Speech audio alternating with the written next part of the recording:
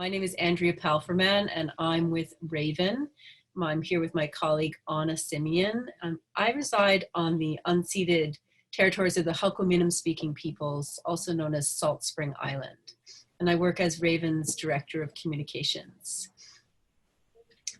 So as we're broadcasting live on Facebook and we're recording this webinar and people are still jumping in, I'm going to pass it over to Anna, sharing my screen to share a little slideshow. So if you want to see both Anna and the slideshow, you can turn from speaker view to the waffle menu in the top right-hand corner of Zoom.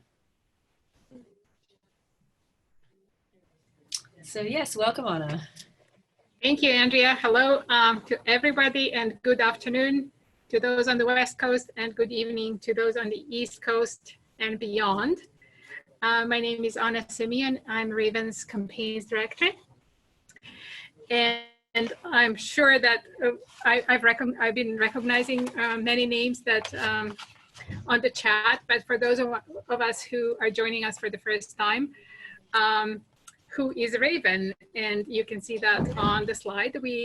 Our only mission that we stick really closely to is to raise legal defense funds for Indigenous peoples to protect their lands, their rights, and their title. And we have worked with the Wet'suwet'en since 2019 when we launched a campaign in support of Unistoten camp. And their legal challenge. And then in 2019, we were approached by the Office of the Wet'suwet'en to help support and fund their judicial review case, which is the case that we are going to be discussing today.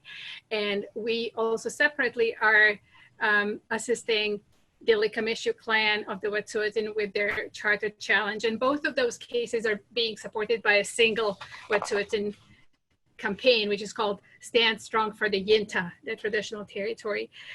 We are very proud and very happy to be supporting the Wet'suwet'en because, of course, of the destructiveness of this project, but also because this case upholds and supports traditional Wet'suwet'en governance and leadership.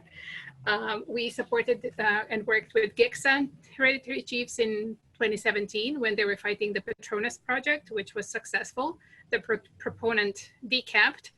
So we are hoping for a positive outcome in this one as well. We are delighted to continue the work of supporting Indigenous governance in this way. So as you probably are all aware, Coastal GasLink. Andy, if you just move it to the Coastal GasLink info. Yes, thank you. So this will be, or would be, a 670-kilometer pipeline carrying fracked gas from the northeast of British Columbia, from the Peace Valley, Dawson Creek to Kitimat. And it's owned by TransCanada, the same corporation that is funding the Keystone XL and Energy East projects. It would irreversibly transform the ecology and character of northern BC. So the legal action, as I said, there are two legal actions that the Wet'suwet'en have mounted. The one we are going to be discussing today, and I'm very happy to welcome both the hereditary chiefs and the legal counsel who is working on this case, DJ Larkin. This is a judicial review of Coastal GasLink's extension of their permit, which they got from the BC government, extending it for 5 years. And it asked the court to void the permit extension or quash it based on innumerable, absolutely innumerable permit violations by the company, as well as British Columbia's failure to implement the recommendations of the inquiry on missing and murdered Indigenous women.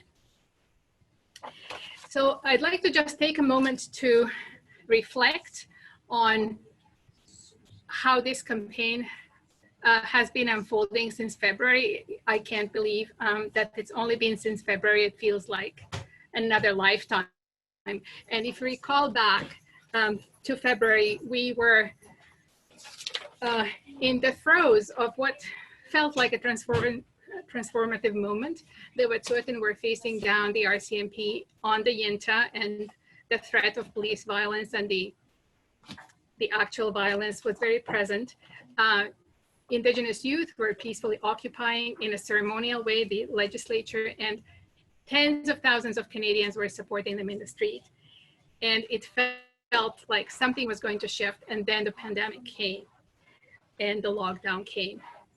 And if there ever was a moment when, you know, it would be okay and understandable that we forget about the wider world and justice for everybody else and just focus on ourselves and our families, that was it.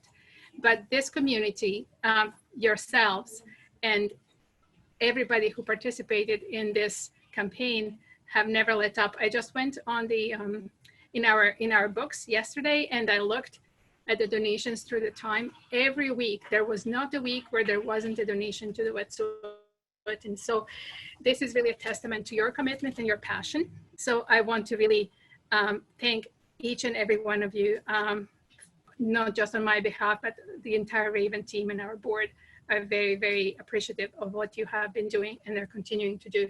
So before leaving the, yielding the floor to the Denizé, I also want to encourage everybody to organize something this fall, because through the pandemic, it wasn't just that people were donating. There was so much creativity deployed in organizing distanced events like flotillas on the water, online concerts, all kinds of creative ways. These sneakers were just raffled off yesterday in Vancouver. So please give some thought to maybe organizing something. And we are always at the other end of the phone line and very happy to brainstorm with you and plan with you and help you. So without further ado, thank you to everyone, and I'll leave the floor to Denizé.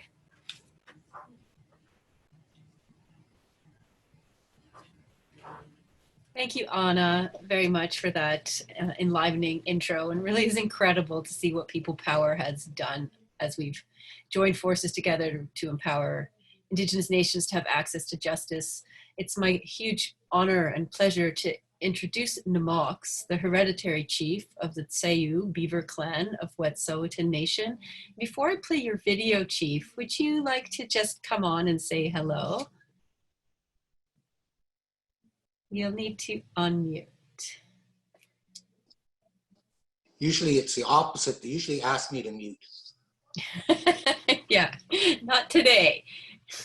Adi, Denizé, Tsakaze, Skyze.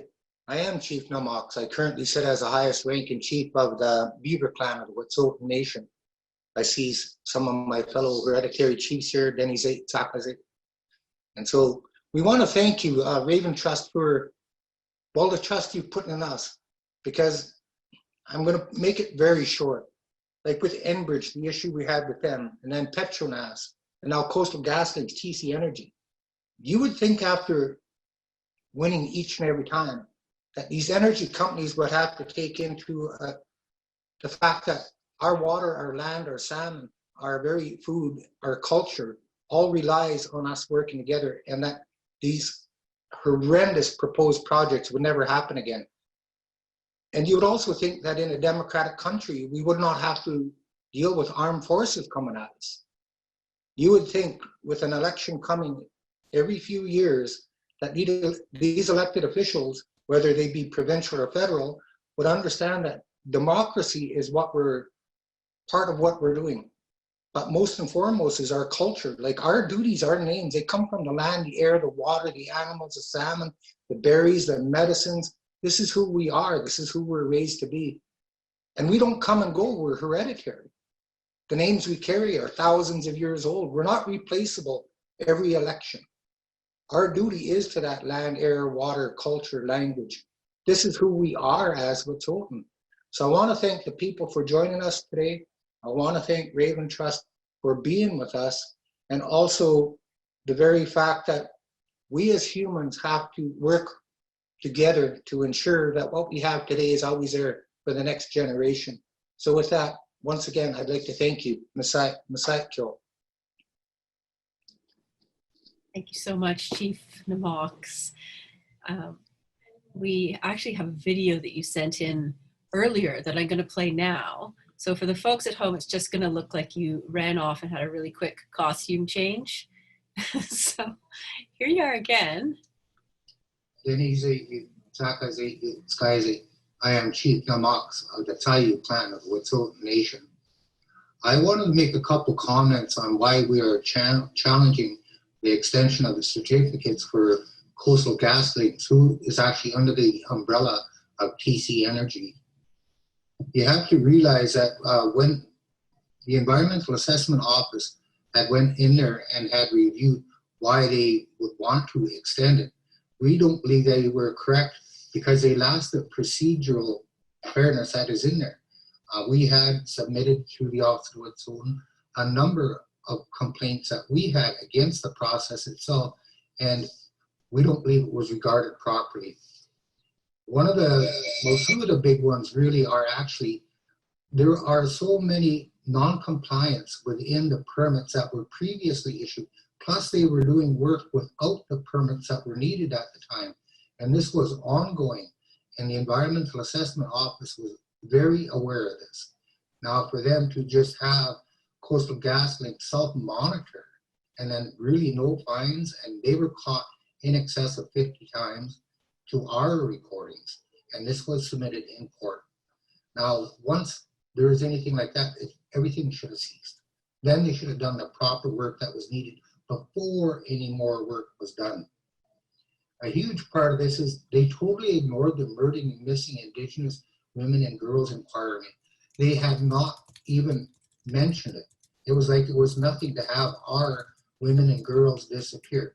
I state this because it was a little over a year ago that Jessica Patrick disappeared on our territory, and that is still not solved. And yet there was no need for Coastal GasLink's TC Energy to go into the reports, the recommendations, and understand exactly what is needed to work on our territory. We have the water, the land, the salmon, our human rights, our Indigenous rights. Our women need to be protected and looked after, and yet this was not even regarded by them. And so within our application to the Supreme Court and having the extension quashed, these things were totally gone. They were not even addressed properly. I don't think that the Environmental Assessment Office had actually done their homework, and definitely CGL, TC Energy have not. So as Chief Namox, we will constantly oppose this here project. It is not in the best interest of our people, not in the best interest of the environment, and not in the best interest of our women, girls, and the nation itself. Nasai Kyo. Powerful words. Thank you so much, Chief. We are very delighted today to be welcoming as well a matriarch of Wet'suwet'en Nation, Kalaset. Please welcome this mother, sister from a family of 15 and clan member of the Lixiliu clan, the small frog. Kalaset works and supports the Unistoten and Gidimden as they fight to keep their Yinta from becoming the black snake. Her life's passion has been her involvement in revitalizing Wet'suwet'en language and culture for the past 30 years. It's a great honor to welcome you to the webinar today.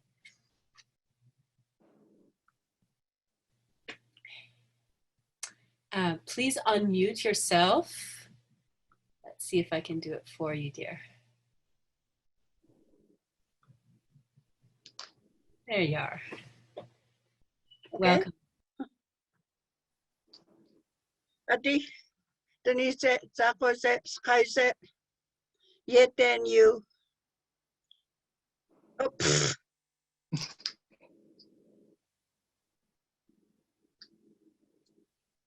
We can hear you. yeah, trying to get back on here. How do I do it? We can see you. You're here. I can't see you though. Okay, well, just carry on. Carry on. We'll let you know if you drop off. Okay. I start off by saying, Denise, you, Zako, you, Sky, yet then you. I'm one of the elders in our nation today.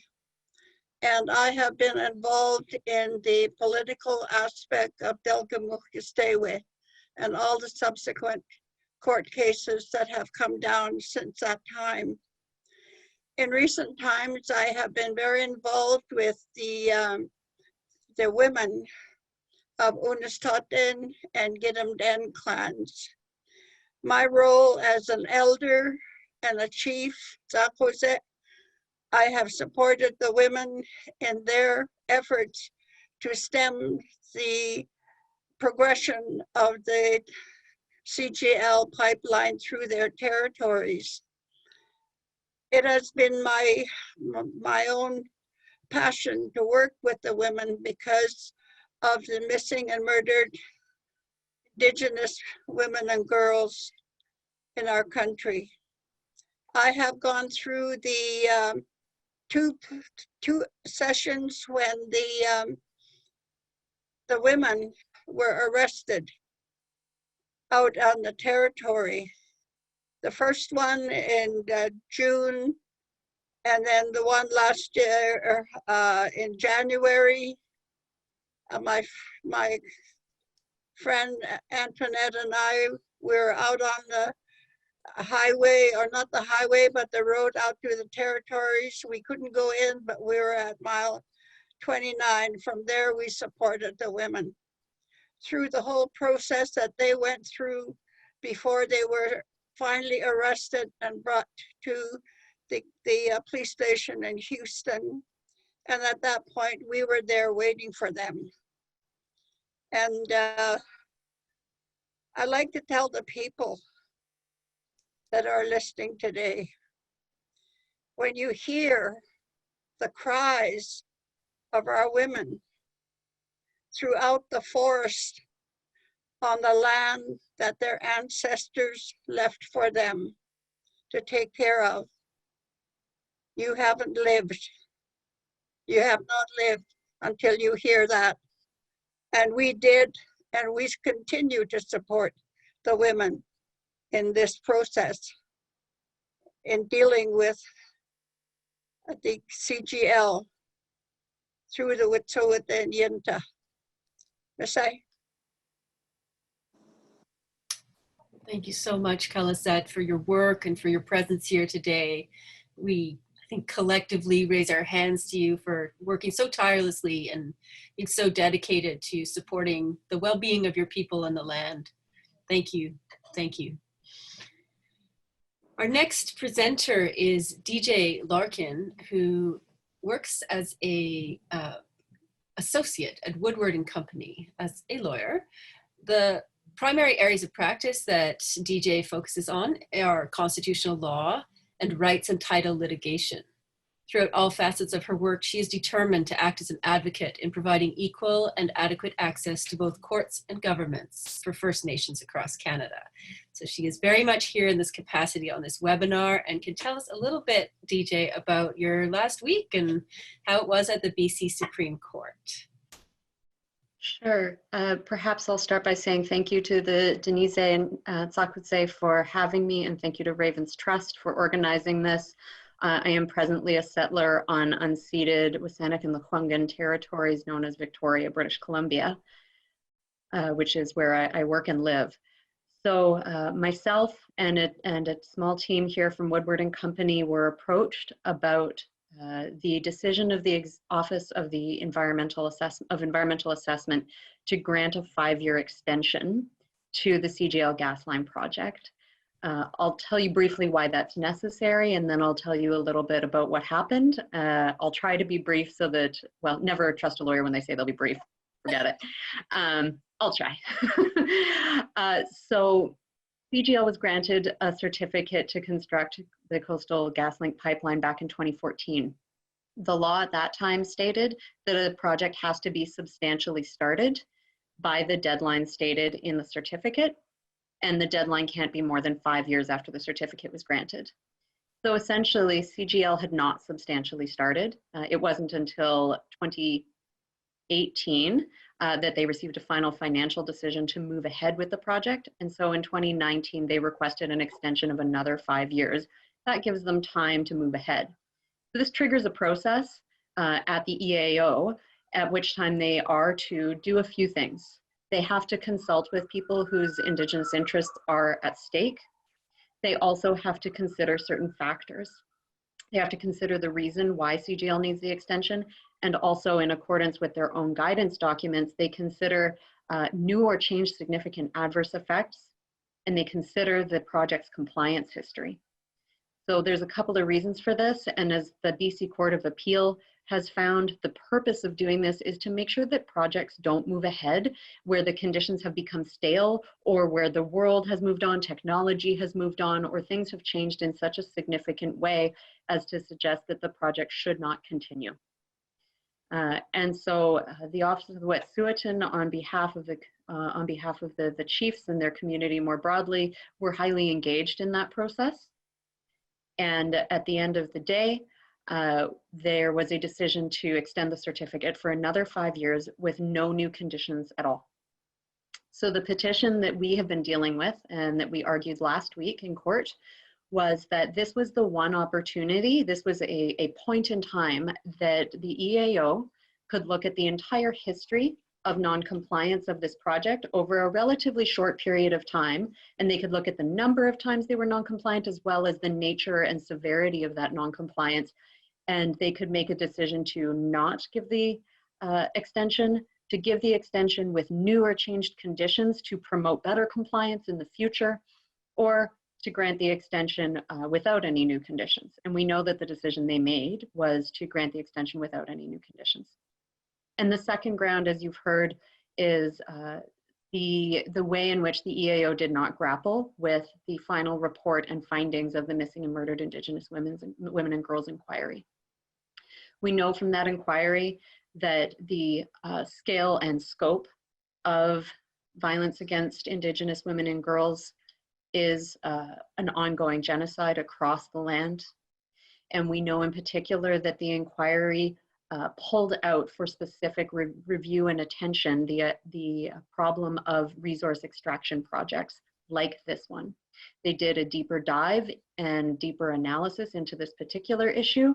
They made several findings in relation to what types of violence and harm these projects can cause, and they made several recommendations.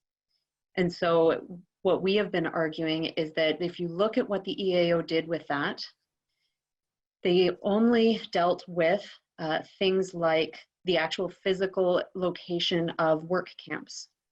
So this issue was brought to them, this harm was brought to them. CGL responded in part and said, well, we have security at the camp gate. We have bear fencing around the camp. And in the documentation, you'll see it says there's bear fencing, and in brackets, it says to avoid wildlife-human conflict. And it says that they have an on-camp ban on drinking and using recreational marijuana on the camp. So if you look at things like that, it's very obvious that CGL did not grapple with the type or magnitude of harm, or even the location of the harm that people are worried about. And then if you look at what the EAO did in terms of their own process, they pointed to BC government's general path forward to end violence against Indigenous women and girls, but they did not do an assessment of the harm that this particular project could cause to the people of this particular land. And they did not put in place any conditions to mitigate that harm. And so we've argued that the certificate needs to be quashed for that reason, and that pending a reassessment of that harm, it is our submission to the court that work has to stop on the land because of the risk of ongoing harm in the interim. If that decision back in 2019 was unreasonable, it means that perhaps the certificate never should have been extended. Or perhaps if it was extended, there should have been new and substantial conditions to mitigate that harm, but they need to go back and do that assessment, and both in relation to compliance and in relation to the inquiry, they need to do it while work has stopped on the land so that there is no risk that that harm is ongoing during the time of their reconsideration. And as it relates to the inquiry in particular, it is our understanding that that assessment could it could take time, and it will require being in touch with the community to fully understand and appreciate the nature of the harm that could be happening on the lands and to the people. And just to finish up, I will say, due to a whole bunch of reasons beyond our control, The hearing did not complete in 2 days. That was partly due to technical problems in the courtroom. So CGL will be making their submissions on October 16th, and we expect the hearing will end on October 16th, and then we'll be waiting for a decision from the court. Thank you so much, DJ, for keeping us up to date and being very brief. Gold star for that.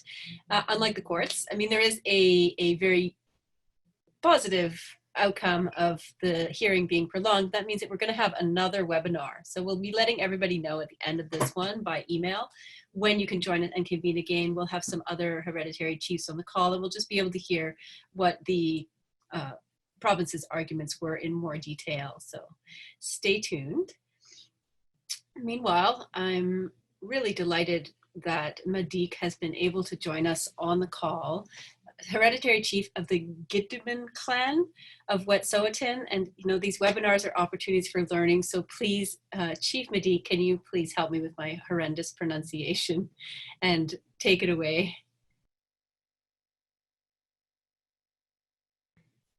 And having said that, I see that Madiq might not be on the call anymore, alas. So I'll just poke him in the chat and see if I can reach him by, oh, there you are. Okay. So yes, honored to welcome you. We've just finished hearing from DJ Larkin of Woodward and Company, and please over to you, Chief Madiq.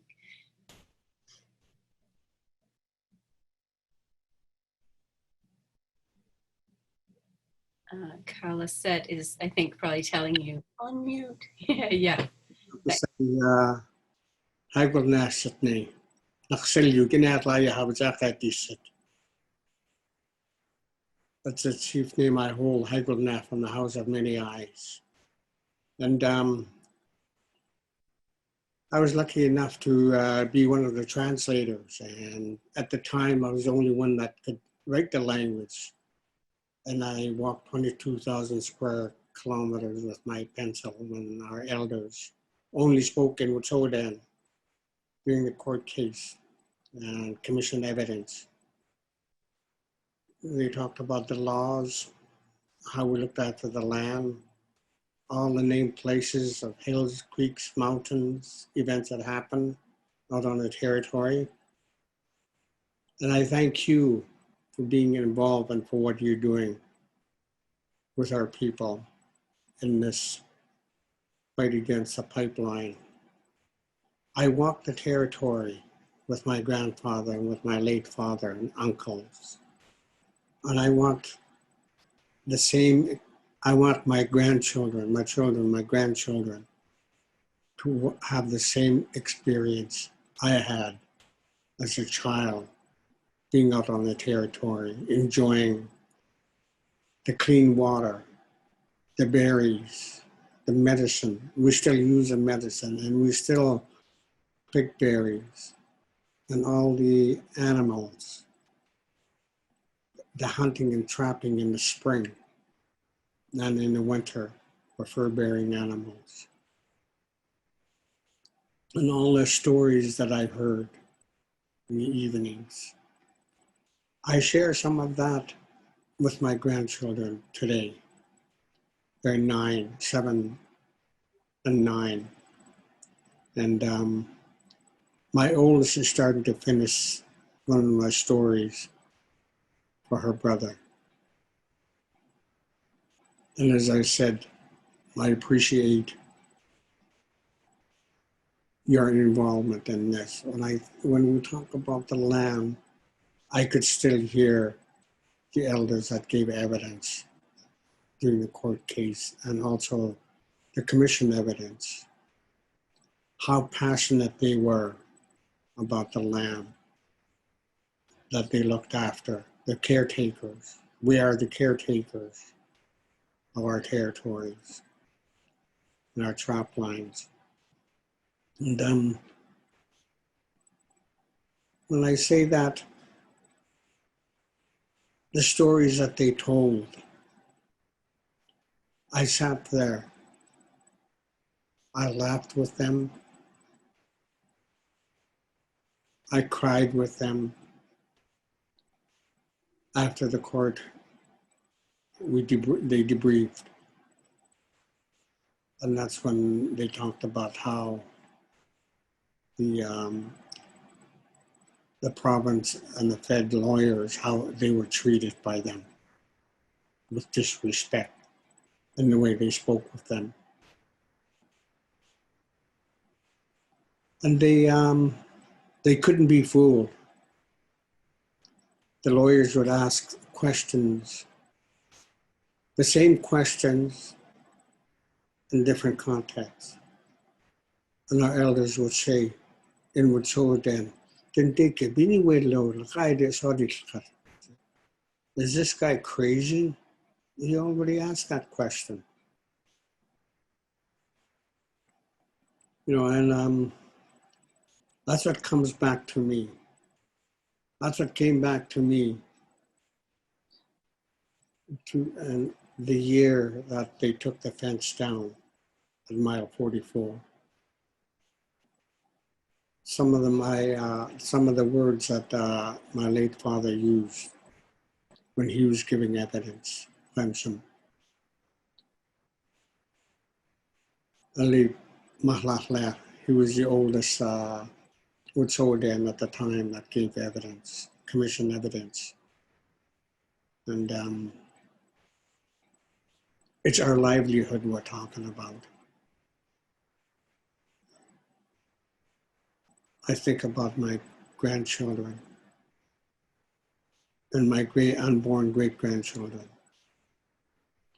That's who we're doing what we're doing for today. So once again, I thank you for giving me the time, I would say.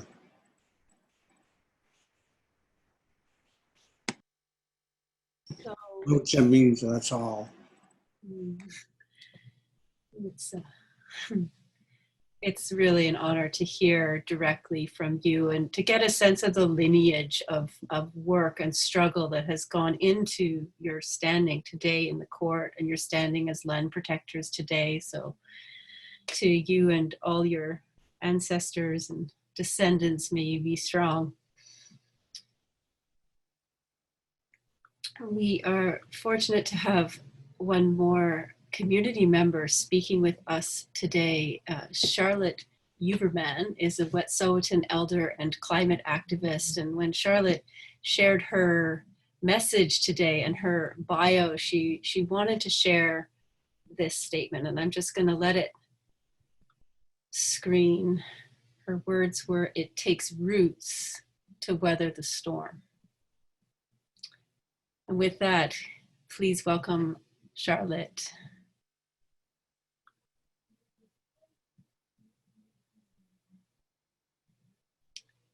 Again, elders are calling in from the north where the internet connections aren't fabulous, so we'll give her another few beats to get back on the call in case she has dropped off.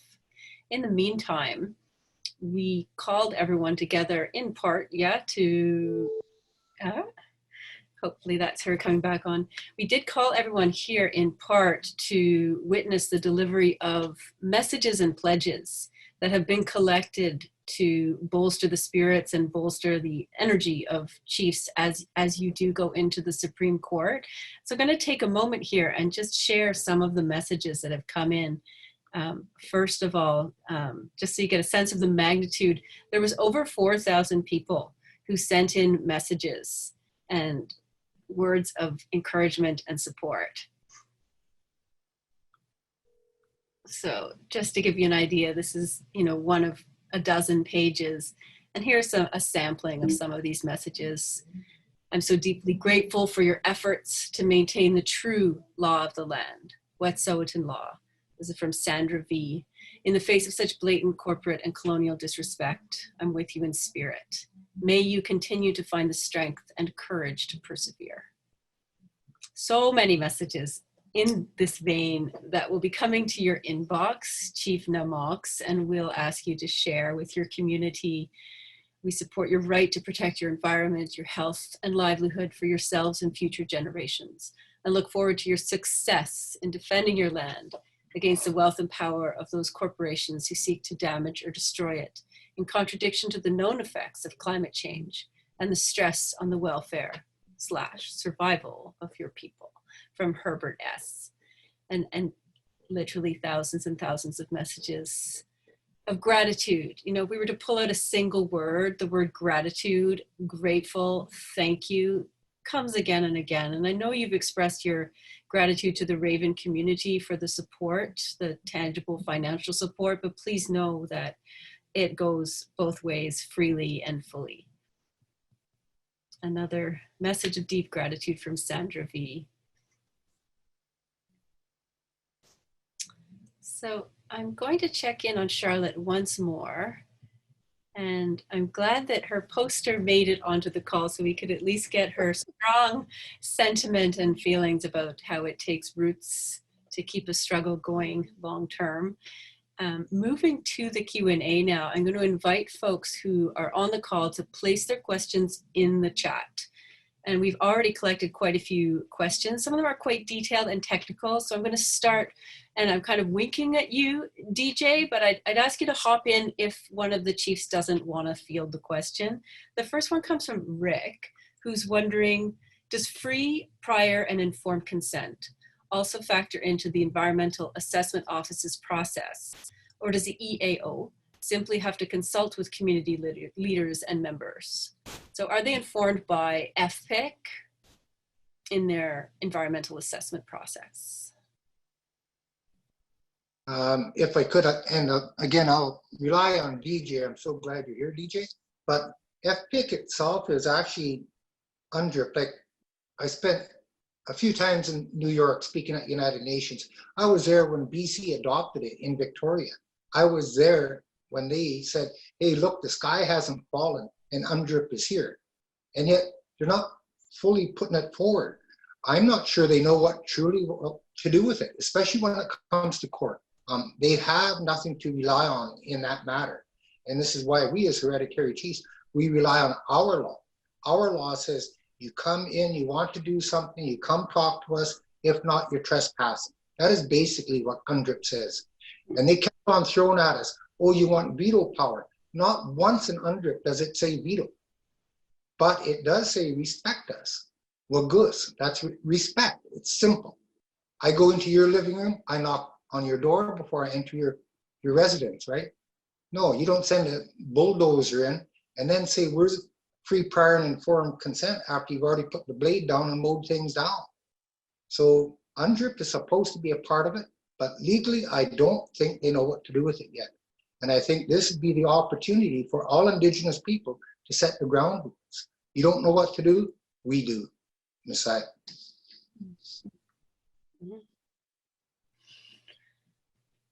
Okay, thank you. This is another UNDRIP related question, so let's see how we can piggyback on this. This is from Joanna, who asks, how does UNDRIP being enshrined into BC law affect judiciary actions in defense of Wet'suwet'en? How does the unceded nature of Wet'suwet'en territory play a part in judicial arguments in defense of Wet'suwet'en? You can let DJ handle this one because lawyers really don't know. They really don't at this point. My understanding, you're the lawyer, I'm not. It's what you've said is bang on, Chief Namax. There has been a lot of hope in relation to the adoption of UNDRIP and not as much substance as people would like. And the community, if there's to be hope there, it will be the community that leads that in terms of teaching government what that requires. Now, the adoption of UNDRIP, what does it mean for what courts might do and what does it mean for what arguments might get advanced? International law is supposed to inform analysis around charter rights, Indigenous rights, and around whether or not government actors are acting in a way that is reasonable and lawful, but it is not binding on them in the same way as, say, you know, the criminal code, or here's this legislation that says this particular thing. So it's informative, but it's not binding in the same way. In November 2019, BC adopted legislation saying we adopt UNDRIP, we bring it into BC law. So that gives more force behind the ability to assert that the principles in UNDRIP need to be considered by government decision makers and need to be considered in relation to how the courts assess those things. And I agree completely that that's not been figured out yet. It has not been understood by the courts yet. It's going to be probably many years of the courts sort of grappling with what this legislation means and what we do with it going forward. In terms of what it means that the land is unceded, this becomes a bit of a complicated area. The fact that the land is unceded means that the Office of Environmental Assessment knows that they need to consult with Wet'suwet'en. However, that duty to consult can kind of go on forever. As you've indicated, it's not in accordance with your laws, and it's not a decision-making process in accordance with your laws. It's an ongoing discussion. The good side of that is it means that people continue to be engaged. The downside of that is that it's ongoing kind of forever, and so the project can be ongoing while that consultation is ongoing. Where the courts don't do a very good job of grappling with the idea of unceded territory is in what it means substantively. What does it mean for a decision to be reasonable if the EAO took it knowing that these are unceded lands and without understanding of the magnitude of the harm that could happen on these unceded lands? That's an area that the courts have not really delved into. Thank you, DJ. Lots more questions about UNDRIP, but we're going to just bounce to something that's addressed directly to Wet'suwet'en community members, and maybe matriarchs can chime in on this one. Simple but important question from Jennifer. She asks, what can people who are not members of the nation involved do to help support you?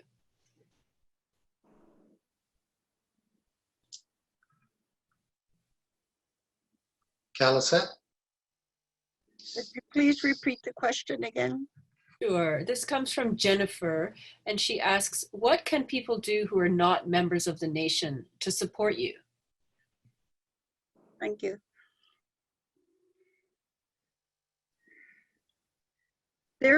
Ever since the court cases started, there has been a great outpouring of support from all nations across the country.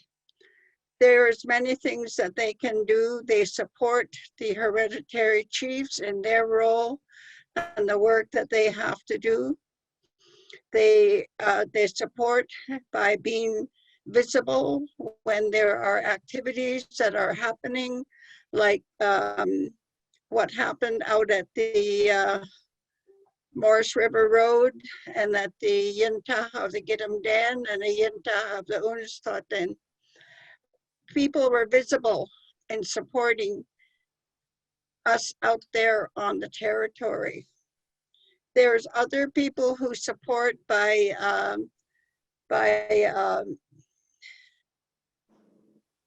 donating money to the two organizations, the two clans.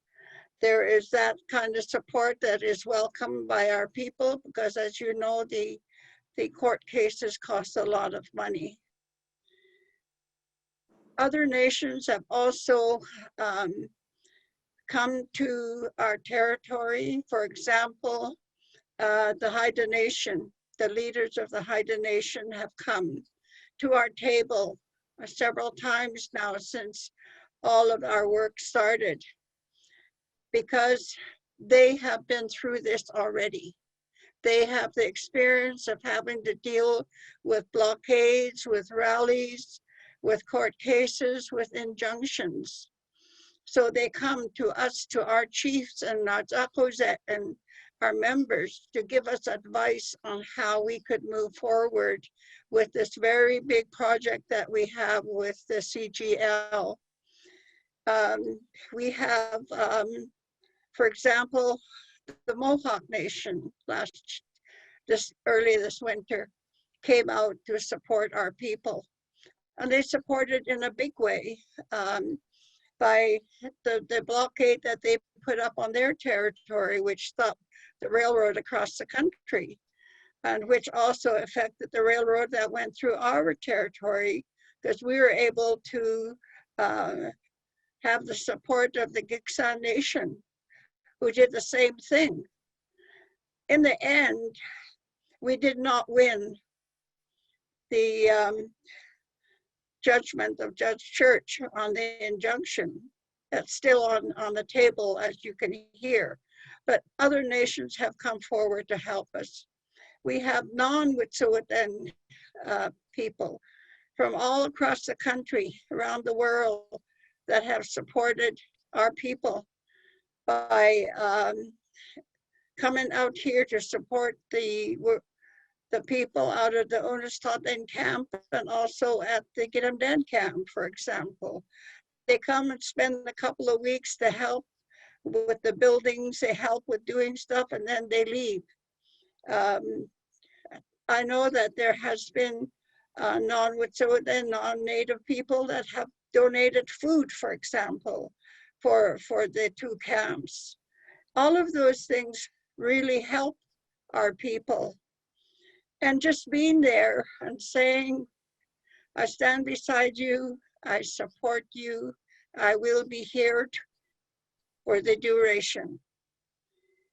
We have women organizations that have pledged their support because of the man camps that are scattered right across the whole 640 kilometers now, and how that is going to affect our women. And this is my passion. I work with my women, you know, in order for us to stand up and to be heard, that we don't want the man camps. But right today, they're being built. Men are moving in, and that is a great, great danger to our women, to our girls, to our young men. And I can't say that loud enough. The support that we need from our supporters, we still need more than what you've given, and we appreciate what you're giving to my people, the Wet'suwet'en. We thank our Kixtan Nation, our neighbors, who went through the Delgamuukw-Gisdewe court case with us. We thank them for their support. They support us as well, just the way that they did during the time of Delgamuukw-Gisdewe court case. Masai, notice me. Thank you so much, Violet, for your encouraging and sobering words. I think when we gather in these spaces, although we can't gather in real life, we're all bolstered by how many of us there are and what strength there is in numbers. But hearing the strength in your voice is also incredibly encouraging, because if you can stand up despite everything, then surely we can too. There's a couple more questions here. I'm reading out the ones about UNDRIP, as we've already heard the relevance and maybe not such relevance of UNDRIP. Here's a great one, and I'll just let anybody jump in on it. What would you hope to see in a new provincial political mandate that would help support the exercise of Indigenous sovereignty? So for those of you who aren't in British Columbia, we have an election coming up, and many things are on the table. Well, so much silence, I guess I'll jump in. But, you know, they like hiding. Politicians are very good at this. They're hiding or changing words, right? Right now, big one is COVID, of course, but then it's all racist in their policies, and it's a culture that they have. Through law, and we've been in court, as Cal has said, like one of the largest court cases in the history of Canada, Delgamuukw-Gisdewe court case. And that's where we learned that, you know, you'll never get a true judgment, right? It has to come from the people. Now, when we put our faith into elected officials and they play with the words until their time is out and the next election comes up, I think we have to hold their feet to the fire. Like, we do have the provincial election coming up, and you know, this last government for British Columbia was there when the armed forces come at our people and our supporters. They were there when they had snipers pointing rifles at our people and our supporters. They were there when the dogs were sicked on our people out on the territory. And yet nobody wants to take responsibility for that, and we have an election, right? So provincially and federally, you got the three large parties that have done nothing. Maybe we need something new. Maybe it's time to say, you know what? This is a democratic country. Let's let our voices count. Let's let our votes count. And let's not forget to vote, because this is where our voices get heard. In this court case that we're currently in right now, I don't know what their solution will be, other than to say, you know what? We have Indigenous rights, we have human rights. And as DJ had just said, even to have the word unceded, we know what that means as Wet'suwet'en. The Gitxsan know as well. That means we never signed a treaty, we never signed one document saying you have the authority to make decisions over our land, which we've always had the authority of for thousands upon thousands of years. And yet they need to have their own interpretation of it. So when they ask what do we think will happen next and what do we think the core is, I think the culture of British Columbia and Canada has to change. I think they have to realize that we're all humans. I think this here word that they used on us, 3 words that they kept throwing at us, rule of law.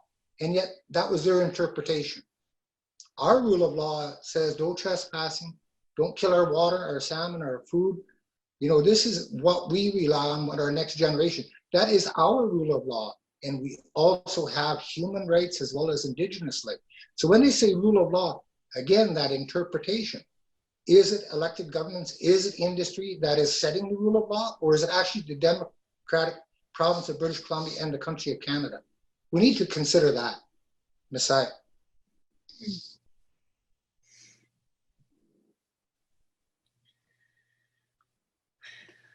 I think that